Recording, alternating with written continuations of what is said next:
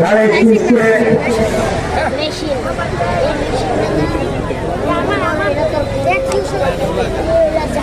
প্রত্যেক ভোরে করতে পারেন আপনাদের কথা বলবো, আপনারা দোয়া করেন, আপনাদের মনে করে আপনাদের সাথে দেখা হবে। আমার একটি অনুরোধ থাকবে, নির্বিশেষে সবাই রেগুলার ধানের সিস্টেম দেওয়ার জন্য।